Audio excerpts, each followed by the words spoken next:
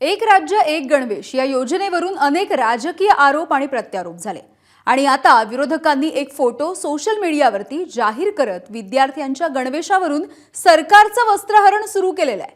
सरकारचे चांगल्या गुणवत्तेच्या गणवेशाचे दावे खोटे असल्याचा आरोप करत आरोपांची राळ उठली आहे। बघूयात। हे बघा, हे जुनं आहे, हे नवीन।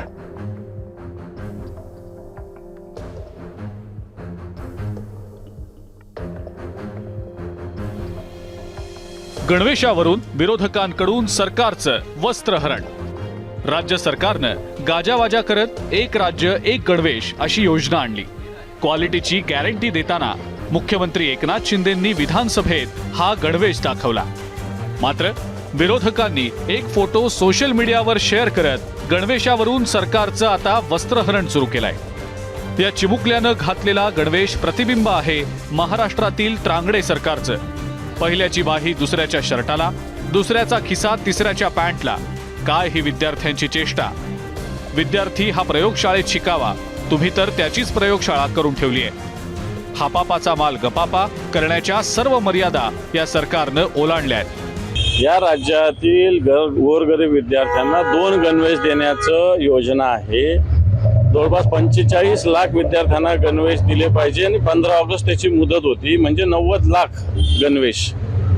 परंतु आत्ताच्या घडीला या 45 लाखापैकी आज ऑक्टोबर महिना उजाडतोय उद्या, तरी फक्त 24 लाख विद्यार्थ्यांना गणवेश दिलेले आहे। गणवेशाच्या योजनेवर पावसाळी अधिवेशनात विरोधी पक्षांनी सवाल उपस्थित केले होते। त्यावेळेला मुख्यमंत्र्यांनी गणवेशाचा डेमो सादर केला होता।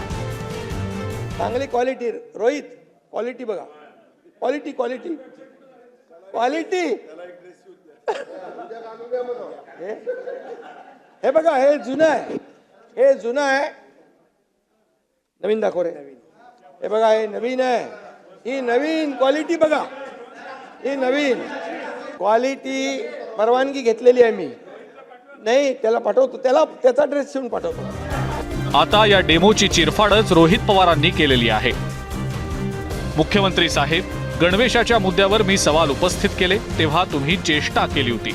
माझी चेष्टा केली तोवर ठीक होतं, पण या गोरगरीब विद्यार्थ्यांची चेष्टा करू नका, नाहीतर नियती अशी चेष्टा करेल की या गणवेशाप्रमाणे महायुतीची अवस्था वर खाली झाल्याशिवाय राहणार नाही। जनता हा हिशोब चुकता करेलच। अधिवेशनामध्ये जर मुख्यमंत्री कुठलाही मंत्री एखादं आश्वासन जेव्हा देतो तेव्हा ते आश्वासन हे पाळावं लागतं। आमदाराला दिलेलं आश्वासन मुख्यमंत्र्याला पाळता आलं नाही, तर सामान्य गरिबांच्या मुला मुलींना जो गणवेश दिला गेला, जो द्यायला पाहिजे होता, तो अजून दिला गेला नाही। म्हणजे ते सुद्धा आश्वासन त्यांनी पाळलेलं नाही, म्हणजे गरिबांची थट्टा कुठेतरी केली जाते। मात्र विरोधकांना प्रत्युत्तर देताना शालेय शिक्षण मंत्र्यांनी नेमकं काय म्हटलंय ते देखील पाहूया। वेगळे ड्रेस बिलकुल नाही, कपड्याच्या दर्जामध्ये कुठलाही फरक नाही आहे। कपड्याच्या डिझाईनमध्ये एवढाच फरक झालेला आहे की जो स्कर्ट असतो याची लांबी थोडीशी वाढवावी अशी मुलींची मागणी होती, त्याच्यामुळे त्याची मागणी त्याची लांबी वाढवलेली आहे। दुसरी गोष्ट अशी आहे की अनेक मुलींनी मागणी अशी केलेली होती की आम्हाला 6वी 7वीमध्ये पंजाबी ड्रेससारखा जो ड्रेस असतो तो देण्यात यावा, ती सुद्धा मान्य केलेली आहे।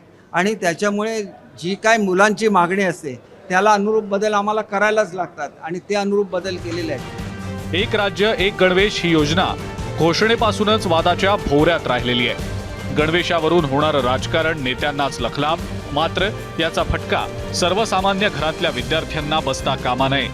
देशाचं भविष्य बनवल्या जाणाऱ्यांचं अंग धड झाकू शकत नसू तर ही आपणच आपली लक्तरं वेशीवर टांगण्यासारखं आहे। ब्युरो रिपोर्ट, एबीपी माझा।